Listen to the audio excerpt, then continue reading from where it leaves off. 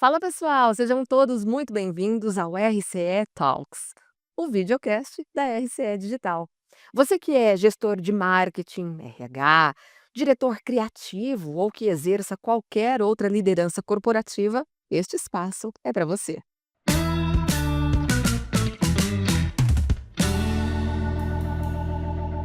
Vamos descobrir o que há de mais relevante no mercado e no ambiente corporativo?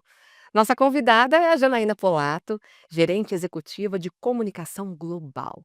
Expert em comunicação externa, um dia foi desafiada a trazer toda a sua expertise para a comunicação interna corporativa. Jana, bem-vinda! Obrigada. Eu tô muito feliz de estar aqui. Amei aqui a introdução, Ah, né. que bom! Essa é Bem feliz. ser. Essa sou eu, pois é. Ai, obrigada pela presença. Espero contribuir um pouquinho para o nosso bate-papo aqui sobre comunicação, né, o mundo da comunicação tão abrangente, comunicação interna, enfim, muito feliz. Obrigada. Obrigada. Como é que foi essa transição? Pois é.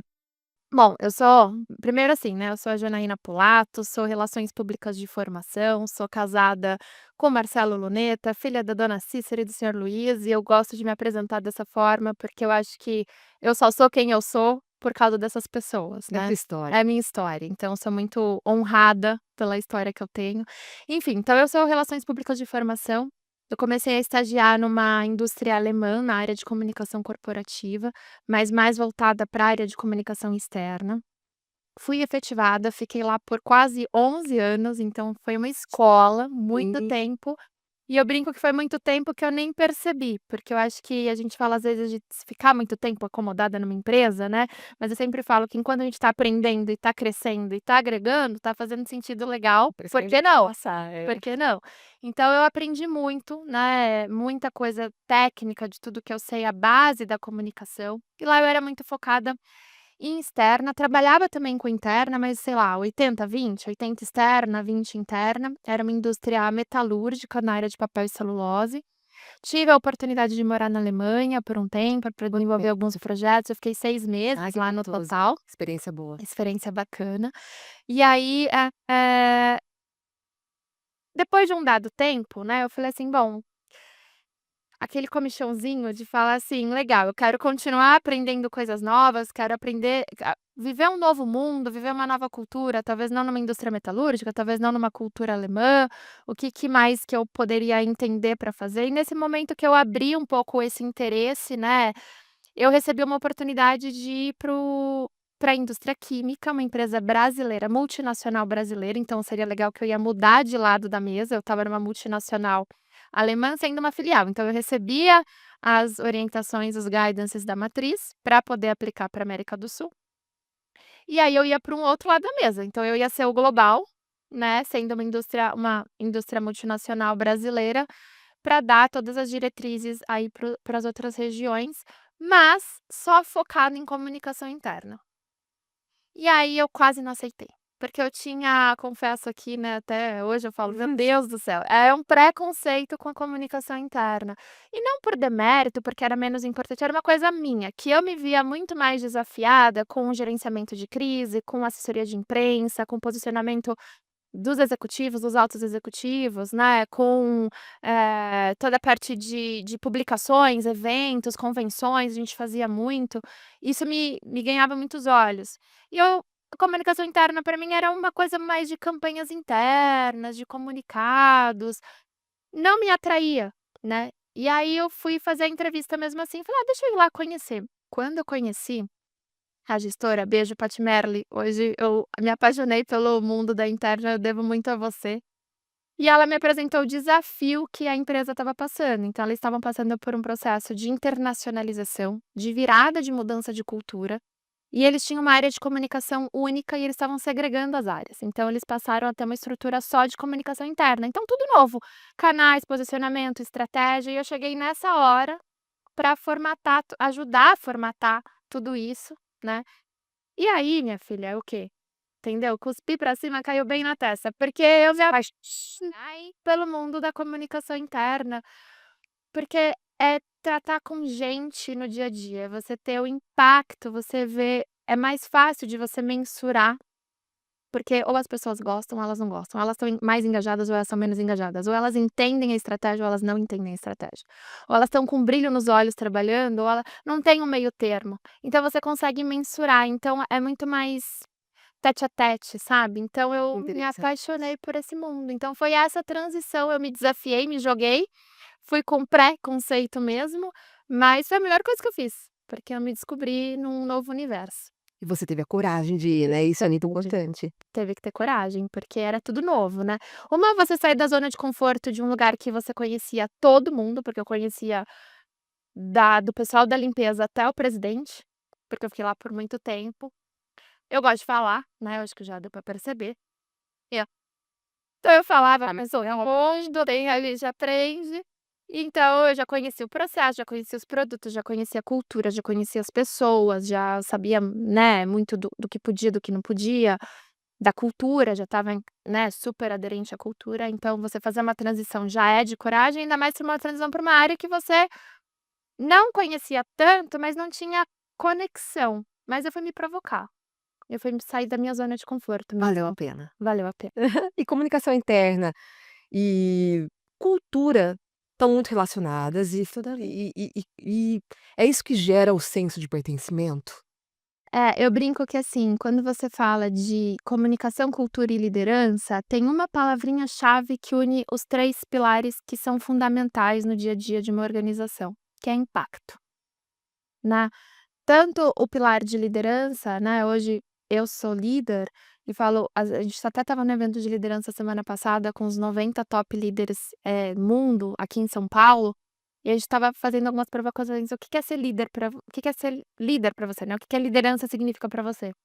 E para mim é impacto, porque é o impacto que você gera nas pessoas e nas organizações, e no negócio, né, você tá ali para gerar resultados positivos para o negócio, mas também impactar positivamente as pessoas, e não só colaboradores, porque tem os colaboradores têm toda uma rede de apoio em volta, tem a sua família, tem as pessoas com quem ele se relaciona, que tudo isso requer, né, assim, impacta a forma como ele tá. Se ele tá bem, ele vai estar bem em todos os ambientes. Sim. Se ele não tá bem, se ele tem um problema com a liderança, se tá desengajado, você é um só. Né, por mais que eu tente separar o eu profissional do eu pessoal, você é um só, você não consegue separar. E é assim a cultura, e é assim a comunicação. E por isso que eu sou apaixonada pela comunicação interna, porque você gera impacto nas pessoas. Você consegue ter o poder de conectá-las mais com o negócio, de conectá-las mais com o propósito da companhia, com os valores da companhia, com a estratégia da empresa, e eles tendo mais informação, eles se conectam mais, eles se sentem mais pertencentes, né? Tudo começa a fazer mais sentido. E você dá sentido, você aumenta o impacto. Dentro da indústria química, é mais desafiador criar esse senso de pertencimento? É, porque a gente é uma indústria química de base, né, porque a indústria química também é um universo gigantesco. Então a gente faz moléculas, matérias-primas, para várias formulações. Então a gente está em diferentes mercados. A gente está no mercado de home care, né, então toda a parte de limpeza de casas, né, não vou dar aqui os nomes dos produtos finais, porque são os nossos clientes, mas detergentes, desinfetantes, né, a parte toda de sabão, em pó, detergente, líquido para lavar roupa. A gente tá na parte de personal care, então cremes hidratantes, shampoos, condicionadores, pasta de dente, protetor solar, enfim, sabonetes, né. A gente tá na parte de coatings, né, de tintas e revestimentos, então tanto as tintas decorativas, quanto a parte de revestimento de tintas de avião ou de eletrodomésticos que tem um apelo mais de proteção e durabilidade. A gente está no mercado de agro, a gente está no mercado de food, de farma, então assim, a aplicação é um universo É bem gigantesco, amplo mesmo. é bem amplo. Então a gente está ali numa molécula, por exemplo, que aumenta o poder de limpeza ou a espumação ou uma característica específica do produto. E a gente é B2B, então a gente vende para uma outra indústria que junta une as nossas moléculas com outras formulações para gerar o produto final. Então a gente não vai no mercado e acha um produto com o rótulo Indovinia lá, né. Então, como você dá a clareza do que você faz para todo mundo, né. É desafiador É desafiador demais. demais. Uma que você não toca na química, né, a química não é algo que você tangibiliza, assim, e você não está na rótula no rótulo dos produtos. Então, como você dá esse senso de pertencimento e as pessoas sentirem orgulho. E tem uma campanha que a gente fez muito legal, alguns anos atrás, que foi a nossa química faz bem, a fórmula do bem. Por quê? Você que está em casa, né, quando você pensa em química, te vem uma conotação positiva ou negativa? Né, então a gente fala assim: "Ah, esse cabelo tem muita química, olha só, é um cabelo menos valioso. Ah, prefiro produtos orgânicos a produtos que passam por processos que contenham algum tipo de agroquímico", né. Então quando fala: "Tem muita química", geralmente vem com uma conotação negativa. Negativa. Você tem essa sensação? Sim. Muito? Então e é normal, não tem Sim. problema, mas o ponto é como a gente trata isso, porque química é vida. A gente é química, a gente é pura química. Mas olha que olhar interessante. A gente é pura É. química, então a gente costuma falar, né, que a química certa, na dose certa e no lugar certo, faz bem, é a fórmula do bem. Olha só. O problema não é a química, o problema é como ela é aplicada, a formulação que ela é aplicada, a quantidade, tem química certa para tudo. Mas se eu quero um produto um pouco mais barato para uma aplicação incorreta, inclusive até tem é um mercado muito regulado, né, é muito certificado e regulado, porque tem uma responsabilidade muito grande. Então a gente traz tudo isso para o colaborador, química é vida, e a gente tá na vida de bilhões de pessoas todos os dias. Você acorda, escova os dentes, lava seu cabelo, toma seu banho, põe sua roupa, toma seu café, vai trabalhar, porque a gente está no mercado de óleo e gás também. Então, assim, não tem como você não consumir algo que a gente está lá durante o dia a dia. Então E isso é olha legal. que a comunicação faz a gente mudar o olhar, É, né. "Ah, química", não, é química. é a narrativa, Sim, é sobre a mensagem que você conta, a história que você conta. muito interessante isso. E o storytelling na comunicação interna é uma essência importante, é um pilar super essencial, né, porque é como você dá sentido, como eu falei do impacto, como você faz as coisas criarem sentido e aumentar a conexão. Jana, e quando uma empresa precisa mudar a cultura, por alguma razão, dá dicas aí pra gente. Olha, não tem isso, Cada caso é um caso, né. é um processo robusto, né, quando a gente fala de cultura, a gente nunca muda uma cultura de um dia para o outro, porque o que que é cultura, né, é a forma como a gente experiencia o dia a dia, né, a cultura é formada por símbolos e rituais, né, então uma série de coisas que forma aquele ambiente que você vive, né, então assim, a gente brinca, a gente tem uma estratégia, uma ambição definida, uma estratégia clara, a cultura é como você faz isso acontecer. Porque é o dia a dia, é o movimento, é a relação que eu tenho com você, são as decisões que eu tomo, é como eu lidero, é como eu me relaciono com as pessoas.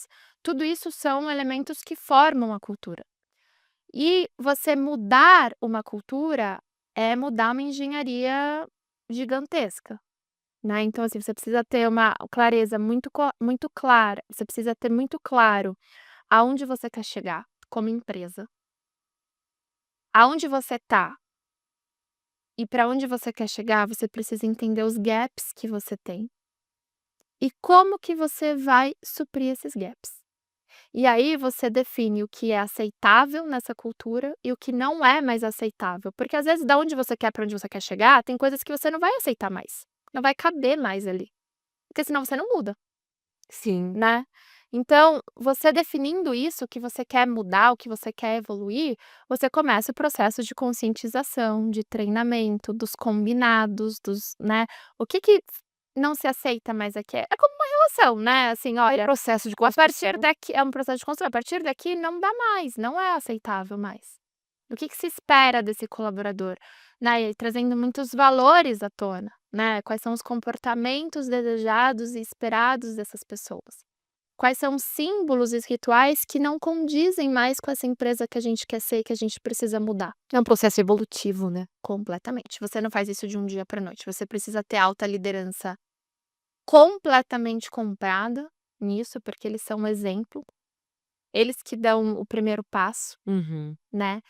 A liderança média também super comprada, e aí a gente começa a rodar a engrenagem, porque não adianta cultura não é um pôster bonito na parede, com comportamentos esperados, do's e don'ts, o que eu quero, o que eu não quero, né, não é isso, é como eu atuo na prática. Então não adianta eu falar assim lá: "Nossa, a gente tem uma mentalidade aberta", então, por exemplo, eu quero ser uma empresa mais de especialidades químicas, inovação é um eixo central. Para eu ter uma cultura inovadora, eu tenho que ser aberta ao erro.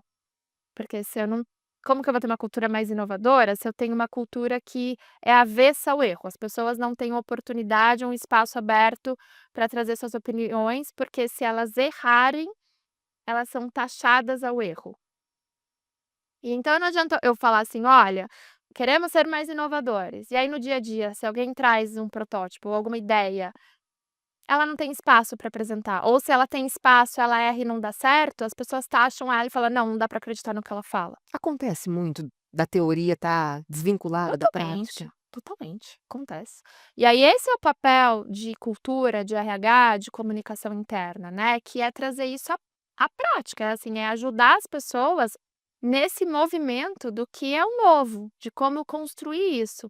Como numa experiência do colaborador, a gente consegue trazer os elementos dessa nova cultura, desses comportamentos, treinar, trabalhar muito em conjunto com a área de desenvolvimento organizacional, para que a gente consiga trazer à tona isso, e ser percebido, porque cultura é o que é percebido, é o que é vivenciado e percebido pelas pessoas e não o que está escrito na parede.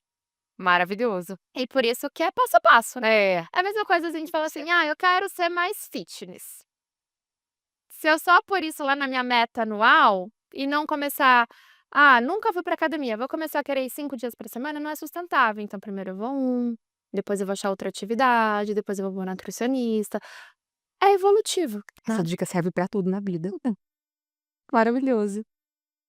Explica pra gente como é que é liderar culturas diferentes, culturas de países diferentes, né. Só no Brasil nós já temos uma diversidade maravilhosa, né, e é desafiador. É E desafiador. como é que se faz para liderar pessoas de países diferentes? É, e é legal esse gancho de cultura que você está dando, porque o que eu falei é uma de cultura organizacional, né, Uhum.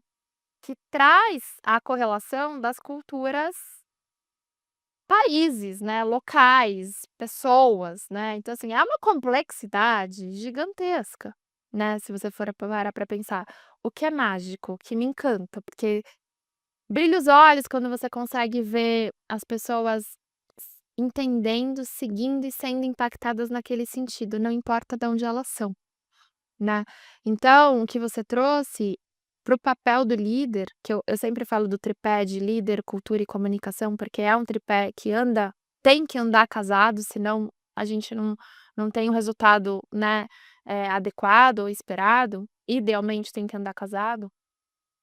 A liderança, né, hoje eu sou líder global, então eu tenho time no México, nos Estados Unidos, aqui no Brasil, e é muito diferente a forma como as pessoas se relacionam com o trabalho, né. Então, assim, os latinos têm uma forma diferente de se relacionar com o trabalho do que os norte-americanos, do que os americanos, do que os mexicanos. Ah, exemplifica pra gente.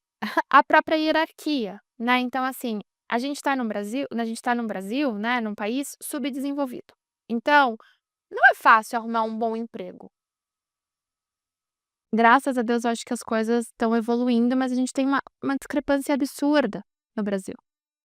A oportunidade não é igual para todos. A gente vive numa bolha, né, de privilégios, mas não é igual para todos. Então, a gente valoriza mais aquela oportunidade de uma forma diferente do que, por exemplo, o norte-americano. Ele tem muito mais oportunidade, acesso às oportunidades. E eles têm uma relação mais direta com o trabalho. Então é assim: "Me fala o que eu tenho que fazer, que eu vou fazer". O brasileiro não, o brasileiro gosta de ser envolvido, de contar história, de estar desde o começo, de entender o porquê, o como, para onde eu vou. O americano, ele é mais prático, e não significa que ele é menos engajado ou mais engajado, é a forma como ele vê, Entendi. entendeu? Então assim, eles seguem muito claras as regras. Então me conta o que eu tenho que fazer e por que que eu tenho que fazer, que eu vou fazer. É muito mais simples. Mas ao mesmo tempo, eles são mais assim: "Esse é o meu". daqui para lá é o seu, é problema seu. O brasileiro não, é vamos fazer junto, vamos se conectar aqui, vamos pôr tudo ali, Faz um pouquinho de cada coisa. faz um pouquinho de cada coisa. A gente é de uma empre a gente passou por um processo eu falei que eu fui para empresa, brasileira, multinacional, mas a gente passou por um processo de M&A, né, de uma aquisição robusta em 2022, e a gente foi comprado por um grupo tailandês de família indiana. Então o headquarter do grupo fica lá em Bangkok. E aí no processo da compra a gente fez várias reuniões, né, com o pessoal de comunicação lá para entender como que era a estrutura, como que não era, como que ia ser, qual era a campanha que a gente ia fazer e tal, foi outro desafio esse processo, mas a gente via, assim, a gente estava às vezes em reunião de time e todos eles abriam a câmera, e a gente falava e brincava e tal. Quando o líder deles estavam na reunião, ninguém abria a câmera. E aí a gente falava assim: "Puxa vida", e aí às vezes eu ficava na minha cabeça: "Nossa, mas eles sabem da resposta, por que que eles não estão falando? A gente discutiu isso na reunião passada, por que que eles não estão trazendo?". Nossa, mas será que esse líder é tão carrasco assim, né, você até pensa, fala: "Meu Deus do céu, Será que elas estão com medo? com medo, como que funciona?". Não, é a cultura. É uma cultura que respeita muito a hierarquia. Então se o meu líder tá aqui, é o líder que tem que dar a palavra final. O brasileiro já não tem muito isso. Ele já é mais aberto a falar. Então, por exemplo, você pega os mexicanos, eles têm uma relação com a hierarquia muito forte, né. E aí, por exemplo, quando você vai no one on one com um time lá, né, fala assim: "Tá tudo bem?". "Claro, tá tudo bem". Essa é a tendência. Aí você vai entender, se você fizer essa pergunta direta, você não vai receber o que você quer. Você tem que ir por outros caminhos, ter outras formas de acessar, para você descobrir de fato o que está acontecendo. Claro, se for uma coisa super importante, se for uma coisa muito séria, com certeza eles vão falar, mas, Olha essa a sensibilidade que tem que é a ter. sensibilidade. Então é um olhar sensível, e uma premissa básica para líderes globais ou para lidar com culturas globais, é você não julgar. É você não se colocar no lugar de olhar aquela situação com a sua experiência, com a sua visão de negócio, com a sua visão de mundo. É sobre o outro. Cada um tem uma bagagem, Cada um uma tem uma vida. bagagem, tem uma forma, e isso me trouxe uma riqueza tão grande até para as minhas relações extracorporativas. Olha só. Porque é se ter mais empatia, sabe, é sobre empatia. É sobre você entender primeiro para depois, até para você ajudar como líder, como que você vai ajudar no desenvolvimento, como você vai ajudar no olhar do que é bom, do que não é, como dar o feedback para você não trazer algum gatilho ou ter um resultado diferente do que você quer. Tem um livro que eu gosto muito de trazer até como dica aí, né, para vocês, se fizer sentido, que chama-se The Culture Map. É maravilhoso esse livro, eu aprendi muito com esse livro, que é uma consultora que viaja e tem projetos globais, e ela conta experiências que ela teve com diferentes, Tá, que legal. culturas, Nossa. e que ela aprende muito. Então, assim, né, teve uma situação que ela trouxe, assim, que ela estava apresentando um projeto, ela combinou com um japonês, com uma pessoa do Japão, né, falando assim: "Olha, eu vou até aqui, e aí quando eu chegar nessa parte, você pega e toma". E era uma venda de um projeto super importante. E ela estava ansiosa, e ela, se eu não me engano, ela é inglesa. Se eu não me engano. E aí ela estava no projeto lá apresentando, tal, e falando assim: "Nossa, daqui a pouco ele vai vir para o slide dele, e ele vai vir, a parte dele, e vai falar". E chegou na parte dele e o cara não falava e ela não parava, porque para ela, imagina, se eu parar de falar, vai dar a conotação que a gente não sabe o que a gente está falando. Aquela pausa dramática na reunião, sabe, vai dar espaço para as pessoas saírem ou para as pessoas entrarem e fazerem perguntas nada a ver.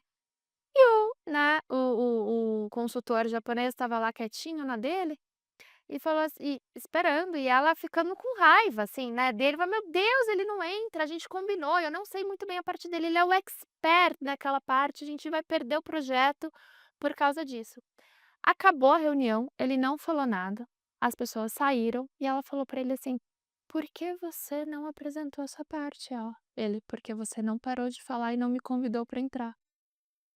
Olha. Então, Detalhe. é detalhe, é sutileza, e quando a gente fala de cultura, a gente está falando de sutilezas. Que E interessante, esse livro tem várias passagens que você aprende muito. muito curioso. Curioso. Vamos falar de palavras-chaves, né. Que eu vou, né. Ah, mas é maravilhoso, a gente aprende demais. A gente falou de empatia, de sutileza e enquanto a gente estava batendo um papo ali no cafezinho, você falou de transparência. Fala mais a respeito disso.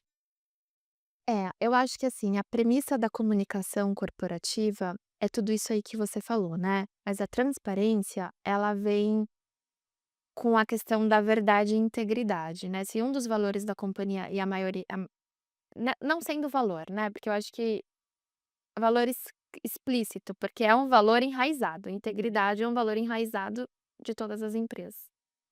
Transparência vem junto com ele, né. E às vezes na comunicação, e é isso que eu falo muito nos nossos programas de liderança comunicadora, ou nos nossos processos de principalmente no processo de change management, que eu acho que a comunicação interna vem com esse pilar importante também, é que às vezes você ser transparente, muitas vezes, é você não dar resposta, porque você não sabe a resposta. Não é sempre você sabe a resposta. Se você está num processo de uma mudança profunda, né, ou próprio processo de M&A que a gente passou, muitas vezes a gente não sabia o que ia acontecer. E a gente colocava o presidente em lives a cada 15 dias, porque as pessoas estavam super ansiosas com o que iam acontecer. Imagina, a gente foi anunciado que ia ser comprado. Eu vou perder meu emprego, o que que vai mudar, quem vai ser meu chefe, como que as coisas vão ficar, meu Deus do céu, eu tenho, né, 3 filhos, eu sou o provedor mor de casa, e, assim, muitas ansiedades, muitas inseguranças vieram à tona com esse processo. E a gente tinha muitas respostas que a gente não sabia, tinham respostas que a gente não podia dar, porque o processo estava no CAD, nos órgãos reguladores, né, né, a gente assinou NDA e tudo mais, né, termo de confidencialidade, tinha coisas que a gente não podia falar, tinha coisas que a gente não sabia.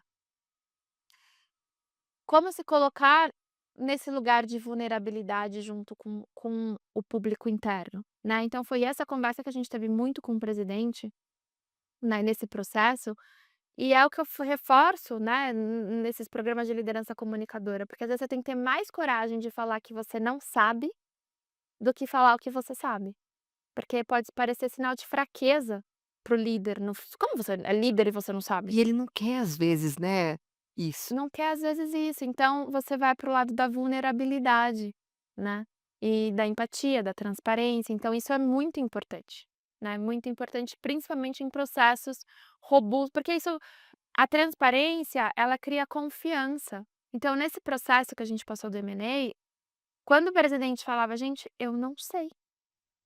Assim como vocês, eu também não sei, mas eu me comprometo que assim que eu souber, eu venho aqui e conto para vocês, o que eu puder contar", porque É também proximidade isso traz também, né. proximidade e como também vocês sabem, a gente assinou um termo de confidencialidade, tem coisas que eu não posso falar. O que eu puder, eu vou falar.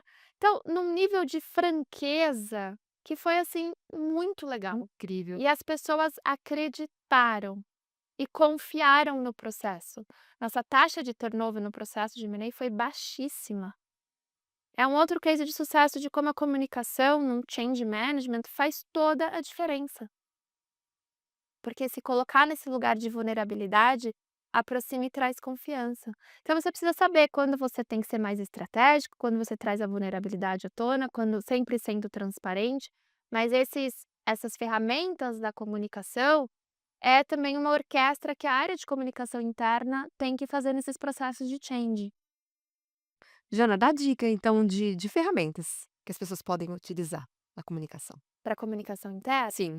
Olha, eu acho que é um universo tão rico, né, e eu acho as novas gerações hoje vêm ensinar tanto, aprendo tanto com as estagiárias, gente, muito legal, a nova linguagem, né, TikTok, tendências, as trends, né, esses dias elas fizeram vídeos, pra uma campanha, uns videozinhos lá, eu achei sensacional. "Jana, você não viu a trend?" Eu falei: "Não". "Me explica", mas eu adoro aprender. Então eu acho que é muito rico isso, né, você trazer e o multichannel que a gente fala muito, é importante, porque o pessoal da fábrica, ele não se conecta da mesma forma que o pessoal do administrativo, que não se conecta muitas vezes com da mesma forma que da liderança.